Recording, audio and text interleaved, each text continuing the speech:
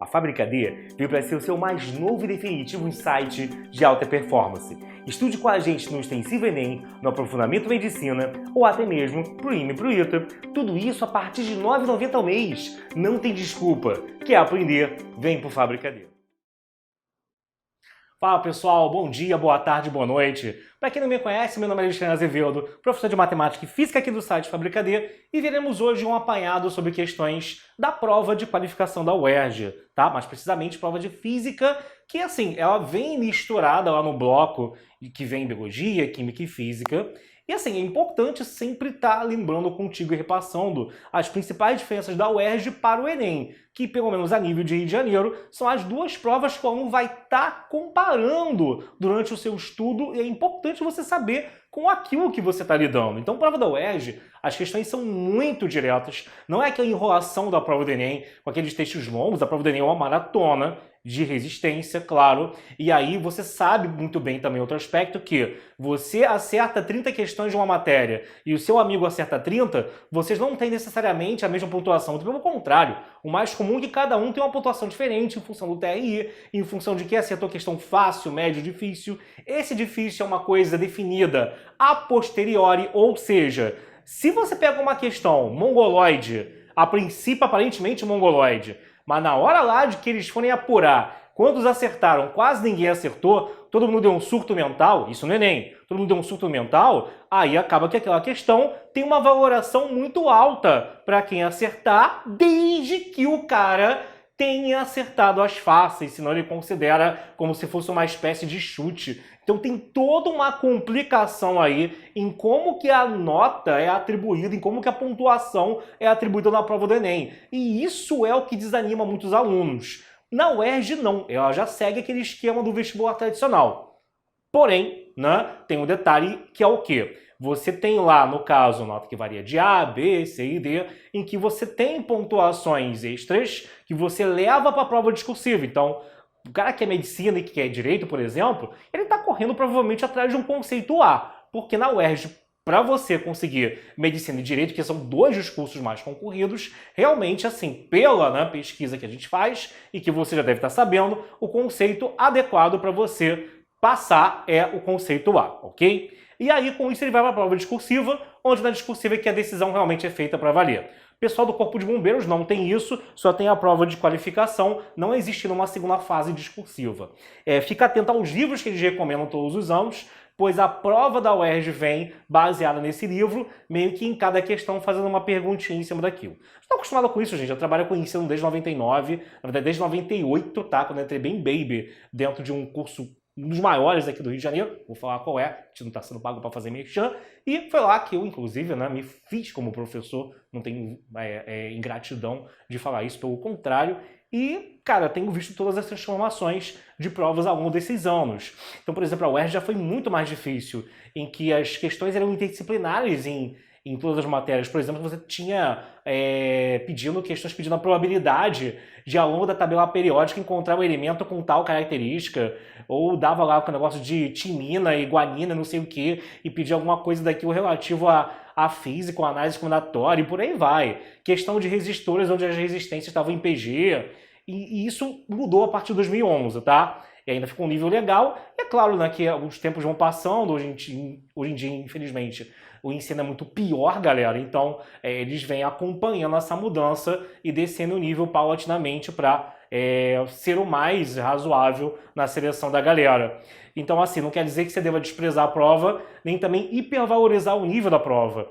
É aí que eu te aviso que conteúdo na UERJ é cobrado de forma bem direta. Só que tem um problema. Geralmente o cara que passa o ano inteiro direcionado para o Enem, quando vai para a prova da UERJ, ele acaba tendo uma surpresa do tipo, alguns assuntos que ele tinha deixado de lado, que ele já tinha percebido que no Enem não iriam cair, ou se caíssem pelo TRI não teriam grande relevância, para a UERJ eles vão ter, tá? Então, assim, eu diria que se você é um cara que sentou num bom curso presencial ou online, estudou todas as matérias sem ficar naquela coisa tipo assim, isso aqui eu não quero que caia não sei quanto no Enem, isso aqui eu não quero que só tenha uma questão não sei o quê. Tu senta e faz o seu trabalho, que é estudar tudo aquilo, e depois de você ver os conteúdos, na hora de revisar é que você dá uma atenção maior ou menor a alguma coisa ou outra, dependendo da relevância da prova, que isso é o correto. Eu posso te falar que, gente, nos últimos 30 anos não caiu tal coisa. Chega lá naquele ano, eles botam. Então você não pode trabalhar também com mãe de Ná, com previsão. Você tem que se basear o quê? Estuda tudo, tá? Claro, já com uma certa razoabilidade, sabendo que é aquilo que é mais ou menos cobrado, e na revisão você dá uma maior ou menor atenção a tais assuntos. Não é tipo assim, nunca caiu, já de cara vou deixar de lado, tá? Isso aí nenhum bom aluno de nenhum grande curso faz isso, inclusive a gente não estimula isso que seja feito isso no Fábrica D, tá bom? Sem mais demora, pessoal, vamos lá. Joga na tela aí a primeira questão que foi da UERJ 2018. Observe o gráfico que representa a curva, característica da operação de um gerador. Com base nos dados, a resistência interna do gerador em ohm é igual a quanto? Volta para mim? Então, gente, uma questão bem direta e reta, tá? Vamos lá. Isso aqui é a curva DDP versus corrente de um gerador, que é um dispositivo responsável por lançar corrente elétrica, por lançar energia num dado circuito elétrico. E aí, lembrando que o símbolo de fonte, né? Existem vários símbolos importantes aqui em eletrodinâmica. O símbolo da fonte é justamente o quê? É um tracinho menor ligado a um tração maior. Não confundam você que é um cara parrudo em exatas, isso aqui com um capacitor. No capacitor eu tenho que os dois traços são do mesmo tamanho. Já na fonte eu tenho um traço pequenininho ligado a um traço grandão, tá? E o resistor, o que ele vai ter aqui? No resistor,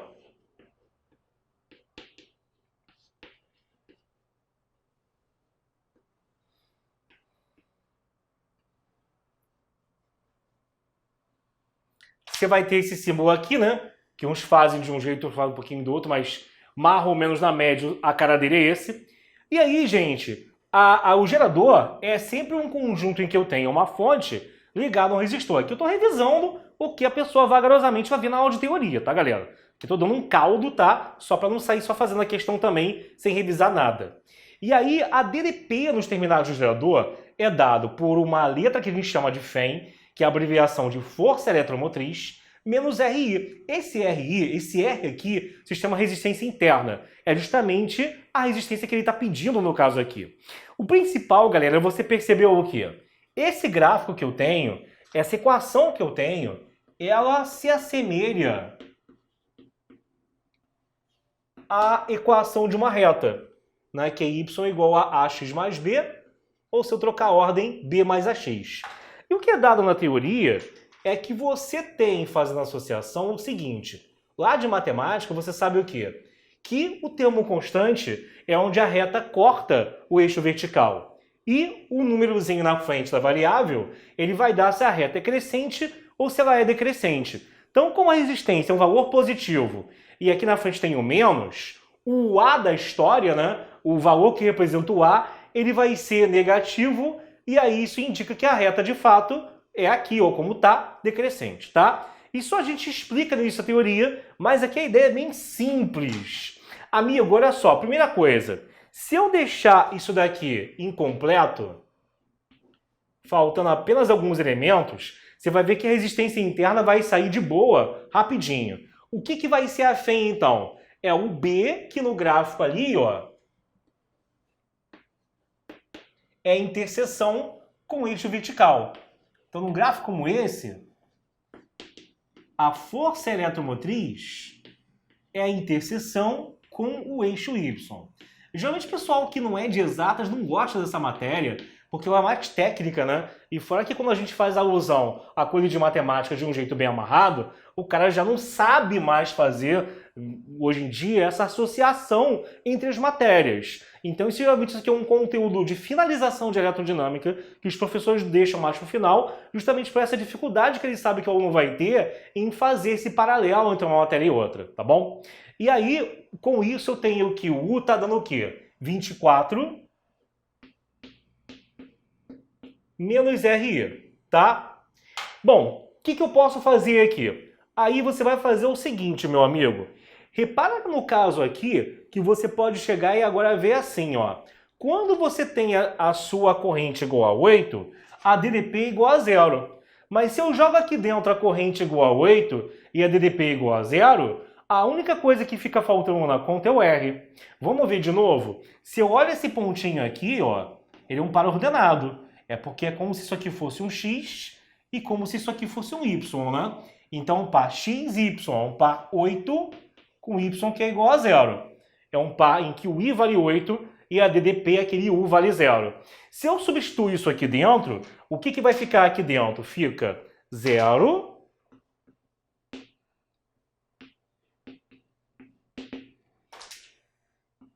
igual a 24 menos R vezes 8. Joga o 8R para a esquerda. E aí o R vai ser igual a 3, tá? Então você vai ter um total ali de 3 ohms, tá bom? Bom, aí com isso a gente fechou a questão. Alguns nomes que eu anotaria, caso você esteja vendo isso aqui na aula aberta e você não seja nosso aluno ainda. Essa corrente aqui, que faz com que a DDP nos terminais do gerador seja igual a 0, ela é chamada de corrente de curto-circuito, tá? Então, corrente de curto-circuito é justamente aquela que meio que faz o seguinte: o desenho aqui do gerador por completo é uma força eletromotriz ligada à sua resistência interna. Geralmente, eu tenho aqui entre eles um resistor ou qualquer outra coisa mais complexa ligada ao gerador. Então não se engane, aqui nesse desenho o gerador é esse pedaço que eu circulei de laranja. Se eu sumo com esse resistor, se eu coloco aqui uma resistência zero, ou seja, se eu coloco o fio diretamente ligado de uma extremidade à outra, aí o circuito meio que vira apenas a FEM, a fonte do gerador, e o seu próprio R interno e mais nada. Vai aparecer uma corrente que a gente chama de corrente de curto-circuito.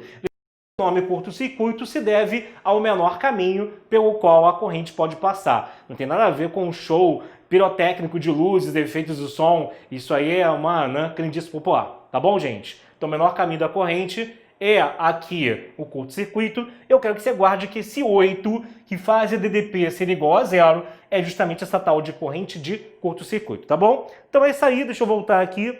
Olhando aqui, vai dar a letra, deu 3, né? Da letra B de bola, tá bom? Segura aí, tô voltando, próximo assunto, volto já. Beijão, gente. Próximo aqui, minha gente, joga na tela. Seguinte, admita que a distância entre os eletrodos de um campo elétrico é de 20 centímetros e que a diferença de potencial efetiva aplicada ao circuito é de 6 volts. Nesse caso, a intensidade do campo elétrico em volts por metro equivale a quanto? Volte para mim, Caroline. Volte para a luz. Vamos lá. Poltergeist, melhor filme de terror dos anos 80.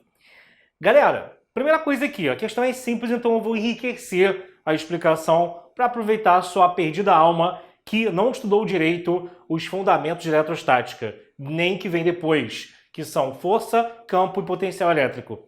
Primeira coisa, uma grande confusão é feita aí, vamos logo tirar essa confusão da sua cabeça.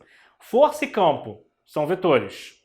Potencial elétrico, grandeza escalar, é número só. Ou seja, quem é vetor tem módulo, direção e sentido como característica. Quem é só grandeza escalar é aquele valor e acabou. Outra coisa, sinal, quando é vetor, serve para o sentido apontar para um lado, para o outro, ou seja, serve para definir um sentido ou mudar o mesmo. Quando eu boto o menos na frente de um vetor, eu estou mudando o sentido para onde aquela setinha que representa o mesmo está apontando.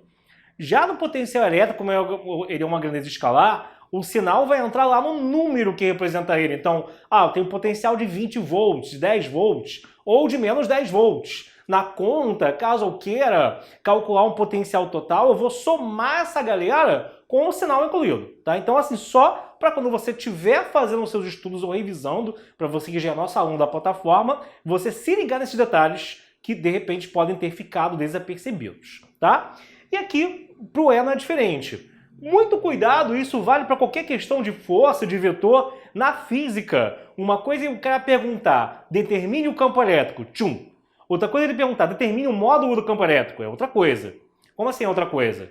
Se ele pergunta o módulo do campo elétrico, ele está perguntando uma das 3 características que compõem o vetor campo elétrico, por ser uma grandeza vetorial. Então isso aqui tem módulo,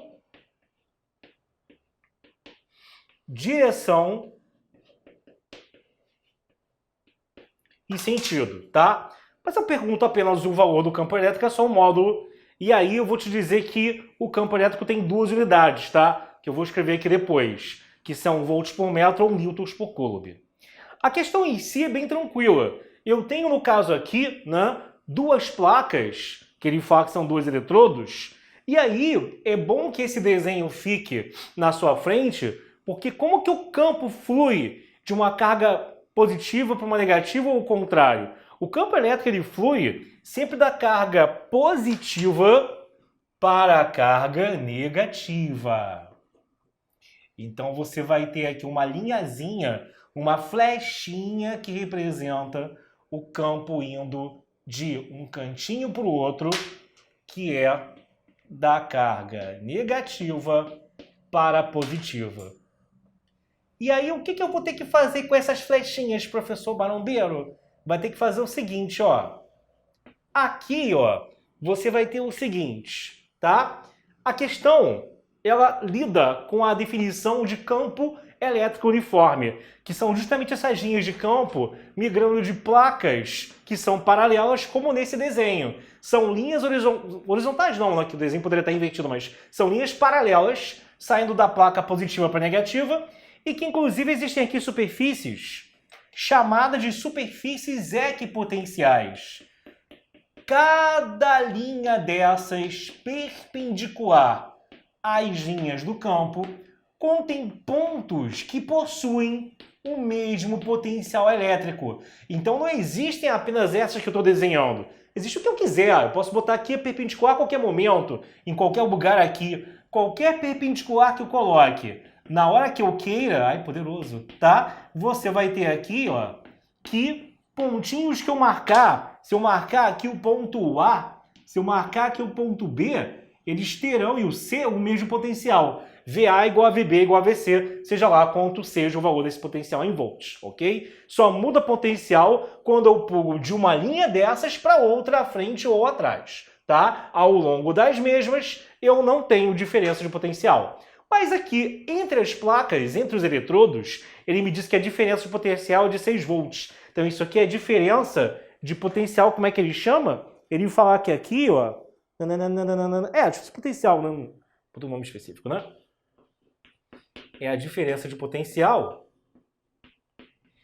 que, repito, é dada em volts, né? Isso aí é a mesma coisa que 110 volts, 220 volts, não? Que você tem lá quando coloca a tomada, um objeto, um aparelho, né? Na tomada da sua casa, tá bom? O dedo do seu irmão, tá? E aí você vai ter o quê? Aqui é bem simples, galera. O valor do campo que flui aqui de uma placa para outra, em função da distância, em função desse fio que eu tenho, lembra da fórmula do seu amigo Edu, tá? O seu Edu será o quê, né? É porque eu estou fazendo que E vezes D é igual a U. Campo vezes distância será igual a diferença de potencial entre aqui as placas, os eletrodos, as placas, né? As placas, os eletrodos positivo e negativo, tá? Cansaço faz isso. Então, você vai ter aqui o Edu. E aí é só você substituir, tendo cuidado, né, das unidades, que aqui está em centímetros, para tudo estar bonitinho batendo dentro do SI, do Sistema Internacional de Medidas. Isso tem que estar em metros. Então, isso passa para 0,2 metros. E aí sim, fica que é vezes 0,2 é igual a, no caso, DDP, que é 6. 6, ele vai dividir por 0,2. Ó, se fosse 6 por 2, 6 por 2 daria 3. Não, como por 0,2, é como se eu estivesse fazendo 6. Dividido por 2 décimos, né, galera? Dividir por fração repete o primeiro, multiplica pelo inverso o segundo. Vai dar 60 por 2, que são 30 volts, tá bom? 30 volts não é imbecil. 30 no caso aqui, com a unidade do campo, né? Eu estou dividindo, no caso, DDP por distância volts por metro. Aí, vale dizer que a unidade ali de campo, na verdade, ela tem 2 versões. Ou é volts por metro ou é newton por coulomb. Existem outras situações em que você calcula o campo e é indiferente. Botar newton por coulomb ou volts por metro não tem diferença. Acaba que em questões de campo elétrico uniforme, né? a gente acaba chamando ali de volts por metro, mas é mera, no caso, casualidade, tá bom? Então, a unidade do E é Newton por Coulomb ou volts por metro, tá? Guarda isso daí bonitinho, que assim, você tem uma relação poderosa e geralmente isso derruba o pessoal, porque as pessoas estudam mais aquela parte de circuitos elétricos, como tem resistor, em série, paralelo, e essa parte inicial fica muito de escanteio pelos alunos, exceto aquela parte de força do KQQ sobre D ao quadrado, né? Mas exceto aquilo, essa de potencial e campo fica muito de lado. Então quando cai uma questão é um show de horrores, tá? Então vou sair daqui frente para você dar um print aqui, não esquece isso, e já já Xandão tá de volta. Beijo, gente! Próxima aqui, agora essa aqui eu quero especial atenção sua, que ela não é tão direta quanto as anteriores. Joga na tela. Seguinte. Uma rede elétrica fornece tensão eficaz de 100 volts. Depois vai anotando ou sublinhando aí, presta atenção nesse 100. A uma sala com 3 lâmpadas L1, L2 e L3. Considere as informações da tabela a seguir.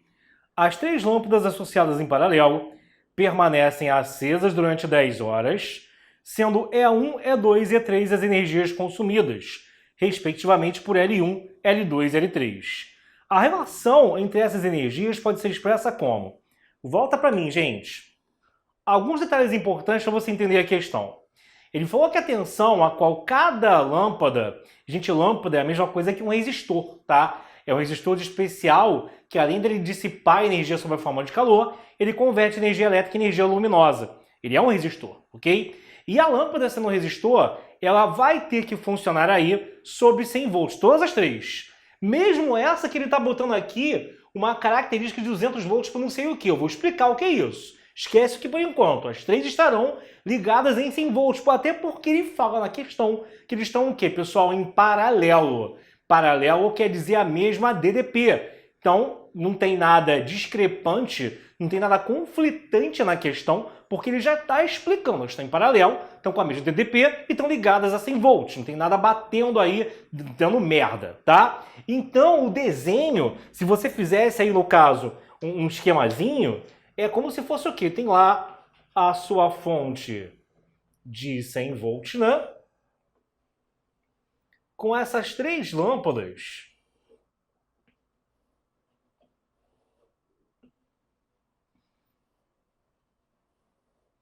ligadas.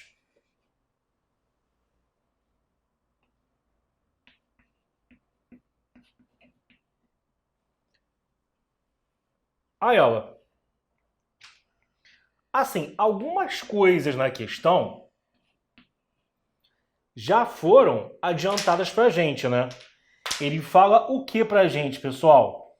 Que quando essa lâmpada L2 está ligada em 100 volts, que ela vai dissipar 60 watts. Que essa aqui, quando está ligada em 100 volts, que ela vai dissipar 20 watts. Watt é unidade de potência. A potência é a mesma coisa que energia sobre tempo. Como ele fala que as coisas na questão aconteceram ao mesmo tempo, você colocar aqui em ordem crescente ou decrescente a maior ou menor energia é a mesma coisa que comparar a potência de um com a do outro dos 3 que eu tenho aqui, tá? Então, nesse caso, como o tempo é o mesmo, geralmente nessas questões, o tempo aqui em que as coisas estão se dando é o mesmo, então comparar energia e potência dá, no final, na mesma resposta. Agora, o problema é esse cara daqui. Esse cara daqui, o que acontece? O que é característica nominal do resistor da lâmpada em si? É assim, você tem que pensar assim. Se ele estivesse ligado a 200 volts, então ele iria dissipar 120 watts. Só que o problema é que ele não está ligado em 200, ele está ligado em 100. E aí eu preciso obter qual é essa potência de quando ele está ligado em 100 para poder comparar com os demais aqui e saber quem que vai gastar maior ou menor energia. Mas aí, galera, eu preciso fazer o quê? É proporcional? É só falar que vai ser 60? É a metade? Não, tá? Tu vai ter que usar uma dessas relações aqui com sabedoria e eu vou até lembrar como você decora. Lembra? Tem a musiquinha, né? A potência é energia sobre o tempo. A potência é o quadrado sobre R. Com o U tem que rir, com o P rir ao quadrado. A potência é um babaca engraçado. Piu! A potência é energia sobre o tempo. A potência é o quadrado sobre R. Com o U tem que rir, com o P rir ao quadrado. A potência é um babaca engraçado. Piu! Tá? Com isso você não esquece essas fórmulas de eletrodinâmica de resistores que, assim, pro Enem também, vale dizer, elas caem o tempo todo, elas despencam na prova. Mas aí, o que eu vou ter que fazer aqui, gente? Olha só. Aqui, vou apagar desse lado, então espero que você tenha printado, tá? Você vai ter o seguinte. Para você poder migrar de uma situação para outra, você tem que lembrar aqui que a resistência, que a lâmpada é um resistor.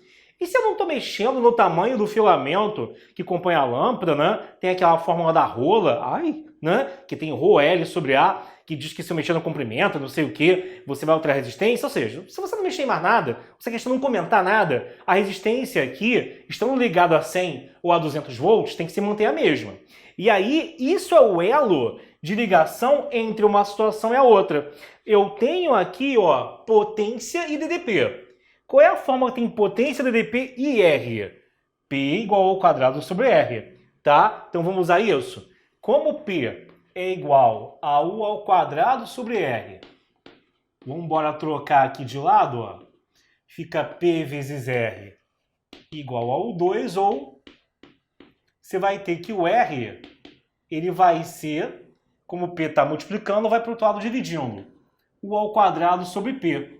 Então, como isso aqui é constante, significa que a DDP ao quadrado sobre a potência, na situação em que eu tenho 200 e 120 watts, tem que ser a mesma razão de quando eu tenho a DDP como sendo 100 e a potência justamente aquilo que eu vou querer achar. Então, o elo de ligação, o link entre uma situação e outra, vai ser isso. Não entendi. Olha só, você vai igualar 2 vezes U ao quadrado sobre P, uma relativa de quando você tem 120 watts e 200 volts, e a outra de quando eu tenho 100 volts, que é o meu objetivo, né? E no caso ali, uma potência P', correspondente a essa nova situação. Caramba, mas que conta chata! Mas aí vamos ser espertos, olha só, gente. Isso aqui é 200 vezes 200, não é?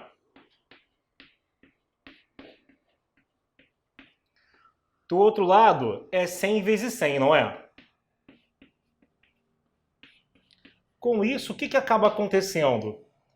Cada 100 desse lado corta com 200 do outro, tá? E aí você vai ter ali que isso corta com isso dá 2, isso corta com isso dá 2. Fica 4 sobre 120 igual a 1 sobre P'. Então multiplica cruzado, ou divide aqui o 4 com 120, né? Tem que 1 sobre 30, né? É igual a 1 sobre P'. Bom, gente, tá um em cima de cada lado, então os denominadores também têm que ser iguais. Então o P' vai ser de 30 watts quando você tiver ali uma DDP de 100 ligada ao resistor, né? Que é a lâmpada. Então se aqui forem 100 volts, você aqui vai ter 30 watts, tá? E aí, com isso, eu consigo comparar. Na verdade, então, você tem aqui que quem vai gastar mais energia é o do meio, que tem uma potência de 60 watts. Então, é o E2 maior que o E1, que é maior que o E3. O que vai estar aqui na letra C de nádegas. Tá bom? Think about. Tá? Printa, então, aí. Vê se tá tudo bem. Essa é uma questão que merece ser revista, tá? E, repito, para o Enem também é um tipo de questão que costuma cair bastante, tá bom? Então, te aguardo, faz a mágica e vamos para a próxima questão. Próxima, joga na tela.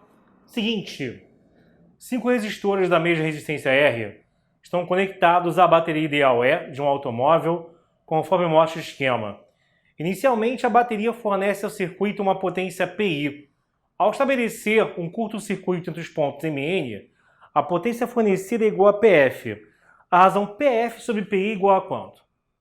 Volta para mim. A questão aqui envolve uma parada chamada curto-circuito, que é um assunto também bem cobrado. Curto-circuito, gente, é, no caso, o menor caminho é o menor caminho, ou é o caminho de menor resistência, vamos assim dizer, à passagem da corrente. Então isso também a gente vê na aula de teoria. E aí o que vai acontecer? O menor caminho, o caminho de menor resistência, perdão, à passagem da corrente, né? Os resistores funcionam como se fossem barreiras para a corrente elétrica passar. Se eu tenho um fio sem resistência, aquele fio é ideal para que a corrente passe, porque é o local em que ela vai passar, em que ela vai fluir, sem a menor dificuldade a isso. E aí toma cuidado que questões que envolvem fios com curto costumam causar muita confusão para os alunos. O pessoal pega alguns exemplos mais simples nas primeiras aulas e não aperfeiçoa isso com exercício e dá confusão, porque não é apenas um fiozinho e jogar toda a corrente em cima daquele fiozinho. Você vai entender o que eu estou falando. Existem duas situações aqui. A situação inicial em que aqueles pontos MN ali podem ser ignorados. Ele quer que eu, em função de E e de R, meio que ache a potência total aqui do circuito dissipado. E a situação final, que é aquela em que eu terei um curto, que é um fio ligando direto os pontos M ao ponto N. Vamos lá, vamos com calma aqui. Inicialmente, o que é que eu terei?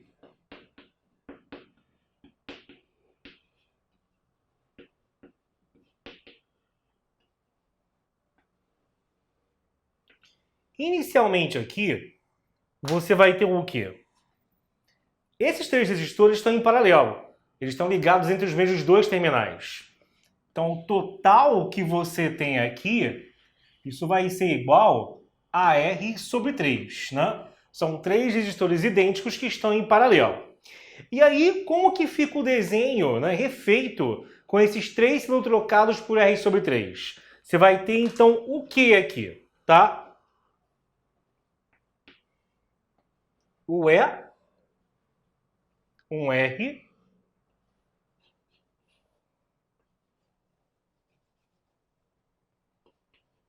e um R sobre 3 aqui, né?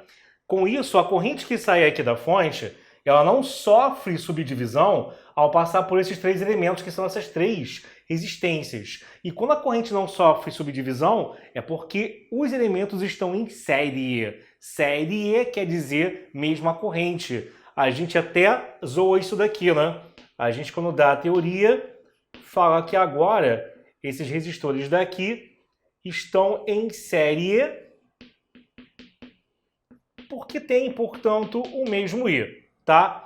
Então, o REC que eu tenho nessa situação, ele é R mais R sobre 3. Que fazendo as continhas vão dar 7R sobre 3. Com isso, a potência inicial será o que, galera? É o ao quadrado, no caso é ao quadrado, sobre o REC. É ao quadrado dividido por 7R sobre 3. Fica E ao quadrado, divisão por fração, né? Multiplica pelo inverso. Então fica 3 sobre 7R. Enfim, vai ficar 3 é 2 sobre 7R. Não se assusta com os valores, já que ele pediu no final a divisão entre a potência final e a inicial. Então, deixa isso aí no cantinho dela de boa, ok? Como tá aí.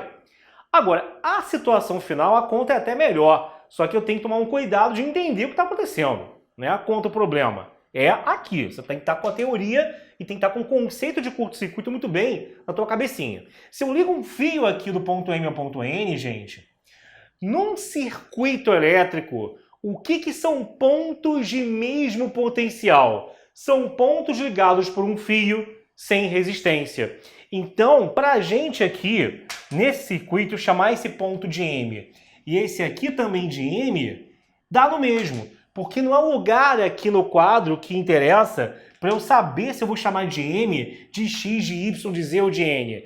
É eu ter alguma fonte ou resistência ao longo do caminho ou não. Eles estarem ligados um direto ao outro. É como se eles estivessem coincidentes. Se eles estiverem coincidentes, eu estou matando esse resistor aqui. Porque, por exemplo, outra forma de ver isso é a corrente chega aqui. Quando a corrente chega aqui, um caminho possível é ela poderia se subdividir, né? Mas um caminho possível é um espaço em que eu tenho uma oposição à passagem dela. Ó, eu vou aqui te atrapalhar a passar, tá? E o outro fio aqui que não tem oposição nenhuma. Pode passar de vontade, de boa aí, tá liberado, né? Pô, tu acha que o cara vai querer fazer o quê, gente? Passar pelo... Se você for masoquista, né? Corrente não é masoquista, a corrente aqui, ela é malandra. Então ela vai passar pelo fio sem resistência, tá legal? Só que aí, muitos alunos, eles eliminam, né, nessa situação esse resistor aqui, mas esquecem que, como os três estão em paralelo, a DDP entre os três é a mesma. E se eu estou dizendo que a DDP é zero, porque quando eu falo que esse fio não tem resistência, né? O que acontece? É o igual a RI, como não tem resistência, é como se estivesse fazendo 0 vezes I.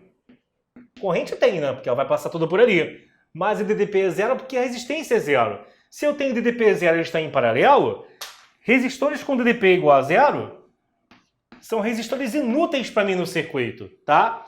Então é como se a corrente fizesse o quê? Saísse daqui, vem aqui, ó, não entra nesse, não entra nesse, vem toda por aqui e volta passando por esse resistor antes de retornar à fonte pelo tracinho pequeno. Então ela sai do traço maior, vem, passa pelo fio sem resistência e volta aqui pelo resistor de baixo, terminando pelo traço menor, tá? Então se eu esquematizo aqui o meu desenho, o que acontece? Você tem aqui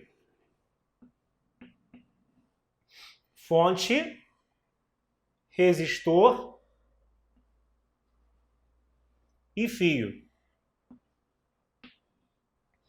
Então, nessa parte final aqui, minha gente, a potência não tem dois resistores que também estão em série, mas aí vai ser R mais R.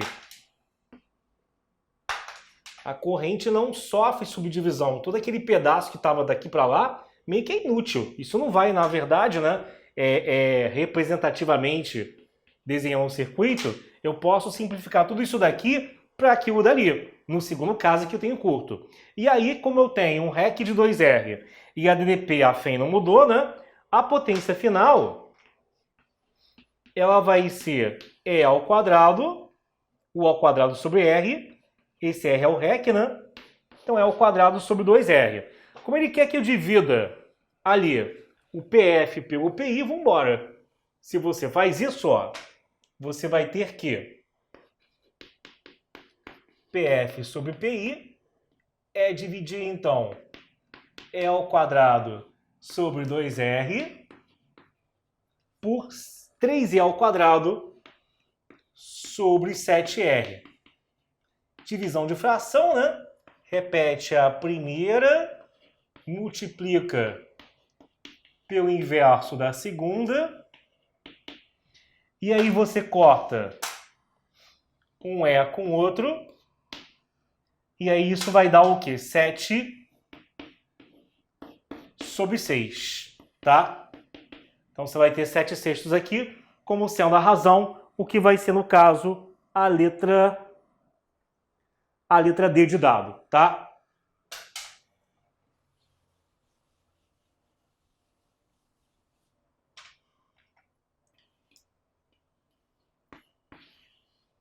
Ok? Tira um print aí, meu amigo. Vê se tá tudo bem. Sinistro, não, mas sempre que você estiver desanimado, lembra que no ano que vem você provavelmente estará já na sua chopada da sua carreira, aproveitando a sua faculdade longe, livre disso daqui, ou não, dependendo da sua carreira. Tá? Então mentaliza coisa boa aí que você consegue. Lembrando que esse é o tipo de questão que cai bastante, então é bom você de fato saber fazer. Inclusive na lista que está sobre isso aqui na plataforma, tem mais outra questão da qualificação da UERJ recente, em que isso daqui foi cobrado. Lembrando que não é útil fazer provas da UERJ de 2011 para trás por causa daquele lance que eu falei. As questões eram interdisciplinares, e aí você pegar a questão misturando matemática com física de fato não é útil para o nível de prova atual. Nem tirando mas de repente está misturado, mas pelo menos para treinar é legal. Não, porque o nível era superior e não somente que as coisas eram misturadas, ele é mais difícil por si só e ainda tinha mistura de uma matéria com a outra. Então realmente não vale a pena mesmo você fazer. Como eu sempre estou avisando, eu avisei na aula inaugural, quando você tiver esgotado de fazer as provas anteriores da UERJ, ou melhor, na verdade é uma dica mais para quem tem um nível muito baixo de base, né, e quer começar por algo para ganhar uma confiança, a prova de vassouras. Se você baixar a prova da USS, você dá Severino Sombra, você vai ver que a banca que faz a prova é a mesma, até o layout da prova é igual ao da qualificação da UERJ. Então é uma boa forma de você até criar simulados para você fazer em casa, cronometrados com aquilo, bem como ter uma versão levemente mais light em dificuldade da prova da UERJ para dar um upgrade ali moral, né, na sua moral e já treinar um pouquinho de uma forma mais fácil que cai. Essa é a dica que eu tenho. Raramente as pessoas falam isso, tá? Muita gente usa a prova de vassouras para fazer simulado e aí não entrega o ouro para o cara não saber de onde que as questões estão saindo. Então anota que isso é uma dica valiosa, tá bom? Você está procurando um pré-vestibular completo? Acabou de achar Fábrica D, planos a partir de R$ 9,90, aprofundamento em biomédicas e um diferencial, aulas de exercícios. Você quer aprender? Vem para Fábrica D!